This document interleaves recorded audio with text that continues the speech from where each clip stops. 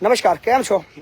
ગુજરાતની અંદર સારા અને ધનિક ગામની વાત આવે તો સૌથી પહેલું આખા ગુજરાતની અંદર નહીં પણ આખા ભારતની અંદર વર્લ્ડ ફેમસ ગામ ધર્મજનું નામ ચોક્કસ આવે.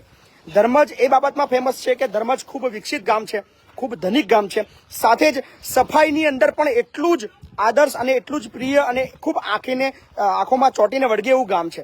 અને એ આપણે નથી વિચારતા કે એ ધર્મજ ગામને જેને ક્લીન રાખ્યું છે, જેને વર્લ્ડની અંદર ફેમસ રાખવાની અંદર પોતાનું યોગદાન પણ આપ્યું છે, એ લોકોની અંદર કામ કરતા સફાઈ કામદારો કોણ છે, શું છે એ લોકોની વેદના, શું છે એમની પરિસ્થિતિ, એ તમામ વિડીયો તમને આ વિડીયોમાં જોવા મળશે.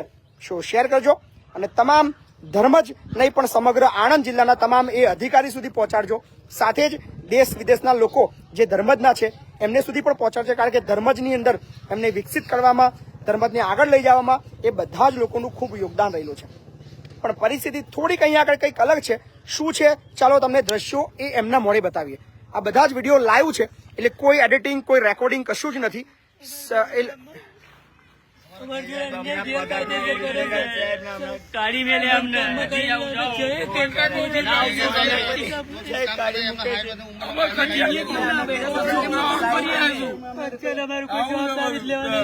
કેટલા વર્ષથી કાકા કામ કરતા હતા તમે? 25-30 વર્ષ, 35 વર્ષ, 10 વર્ષથી, 22-23 વર્ષથી. બાબી પણ છે અહીંયા. બોલો તમે કેટલા ટાઈમથી કામ કરતા હતા? 5 વર્ષથી. 5 વર્ષ. હે કેટલા વર્ષ? 35 વર્ષથી કામ કર્યું છે ધર્મજ ગ્રામ પંચાયતે. તમે 20 વર્ષથી.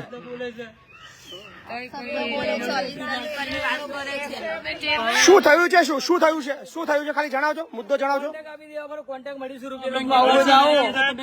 અત્યાર સુધી તમને કેટલા રૂપિયા આપતા હતા? બધાને 350 રૂપિયા આપતા હતા. પગાર રોકડો કે ખાતામાં આપતા હતા? પગાર તમારા બેંકમાં આપતા હતા? બરોડા બેંકના ખાતાની અંદર આપતા હતા. અત્યારે શું કહે છે? 350 રૂપિયા નહીં આપવામાં આવે?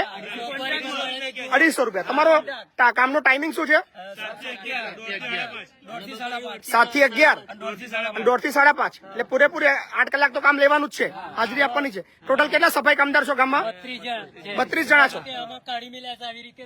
શું કહે છે તમને લોકોને? તમારી ઉંમર કેટલી છે? તમે ગયડા થઈ ગયા 45 વર્ષે? એમનું ચાલે, એમના 60 વર્ષના ઉપલે અધિકારી કામ કરતા હોય તો ચાલો. સફાઈ કર્મચારી ખાલી 50 ની ઉપર થાય તો કાઢી મેળવાના, એવું એમનું કાયદેસર છે. ગેરકાયદેસર એ ચાલુ છે. અત્યારે તમને લોકોને શું કહે છે? કામ કરવું હોય તો શું કહે છે? 250 રૂપિયામાં કામ કરો.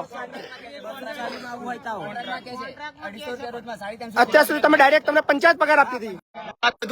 બધું સાફ કર્યું છે. ગેસ ચડી ગયેલા છે, એવું થયેલું છે. તો અમારું કશું ચલાવવા જ નહીં રહેતા.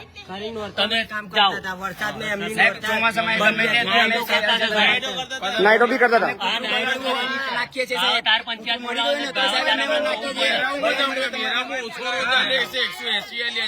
એવું કેતા હતા. કમ્પેરિઝન મેળવણી કરે છે.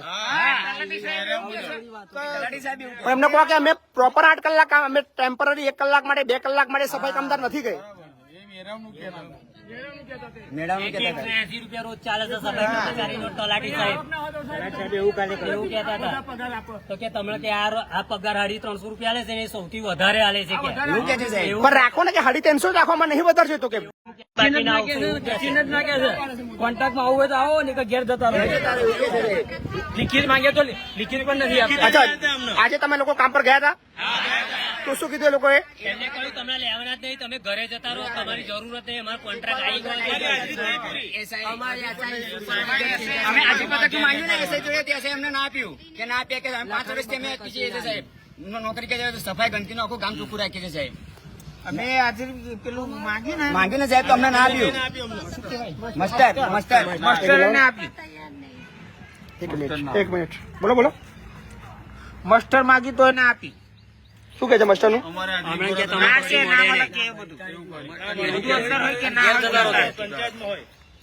તુષા ફોન કરને. અમારું કશું ચલાવ નહીં રહ્યા. ઘસીને કહે છે તમે કામ બનાવશો, તમારે જરૂરત નહીં, અમારો કોન્ટ્રાક્ટ આવી ગયો છે એટલે કે અમે જે કહીને એમ ચાલો. જ્યાં જવાય ત્યાં જાઓ, એસઆઈ એવું કે જ્યાં જવાય ત્યાં જાઓ તમારે. તમે કેસ કરવાનો એ કરો. અમારે કોઈ ઉપર આય વારે સાંભળવા નહીં રાજી સાહેબ. હવે અમે કરે શું? અમારા રોજી રોટી ને બંધ થઈ ગયા છે.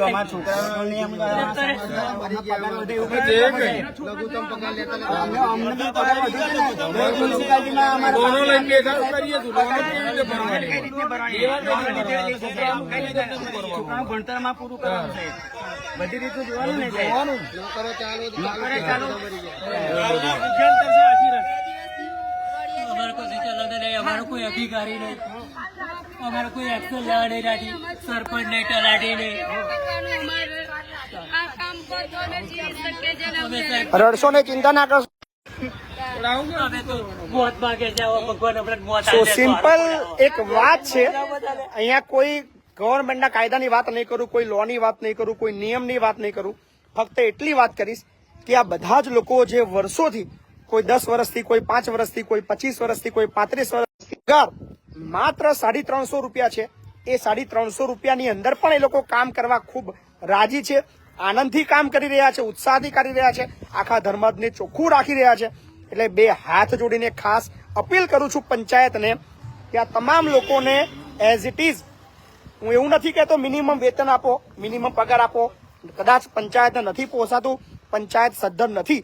હાલ કે જો કે પંચાયત સૌથી સદ્ધર કહેવાય, કારણ કે ધનિક ગામ છે. પંચાયત ખૂબ આગળ પડતી હશે એવું વિશ્વાસ છે મને. પણ જો કદાચ ના પોસાતું હોય, મિનિમમ વેતન ના આપવું હોય તો ના આપશો. એમનો જે જૂનો પગાર છે માત્ર 350 રૂપિયા, એ એઝ ઇટ ઇઝ રીતે ચાલુ કરી દેજો, બધાને પાછા લઈ લેજો. નહીતર રૂબરૂ ગ્રામ પંચાયતે મહીપતસિંહ આવી રહ્યા છે પરમ દિવસે. બરાબર ને ભાઈ? 2 દિવસનો અલ્ટિમેટમ ટાઈમ આપણે આપીએ છીએ. નહીતર આનો જવાબ લેવા શું ઘટના છે અને કોણ છે જે આ લોકોને વર્ષો જૂની જે એમની કામગીરી છે એ કામ કરતા રોકી રહ્યા છે, આપણે એમને રૂબરૂ પૂછીશું. પંચાયતના વહીવટદારને પૂછીશું, તલાટી કમ મંત્રીને પૂછીશું, અને આની પાછળના બીજા જે બી જે મોટા માથાઓ હશે એમને બી પૂછીશું કે આ તમામ સફાઈ કામદારોને અન્યાય કરવાની તમારામાં તેવડ નથી, એ લખી રાખજો. વર્ષો જૂના કામદાર છે, પંચાયત જ આ લોકોના ખાતાની અંદર પગાર આપી રહી છે, એટલે બીજો કોઈ પ્રશ્ન થતો નથી. એટલે ખાસ ઈચ્છીએ છીએ કે 48 કલાકની અંદર શાંતિથી ગ્રામ પંચાયત પૂરતો મામલો છે, શાંતિથી પતી જાય.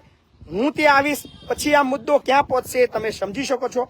મારી ઈચ્છા બિલકુલ આવવાની નથી, છતાં તમારી જો ઈચ્છા લાવવાની હોય તો પરમ દિવસ સુધી આ લોકોને કામ પણ ના લેતા પછી કાયદો કોને કહેવાય, પંચાયત ધારો કોને કહેવાય, પંચાયત એક્ટ કોને કહેવાય, એ બહુ સારી રીતે, કારણ કે એમાં માસ્ટરી છે મારી, એડવોકેટ કરતા પણ વધારે માસ્ટરી મારી પંચાયત એક્ટમાં છે.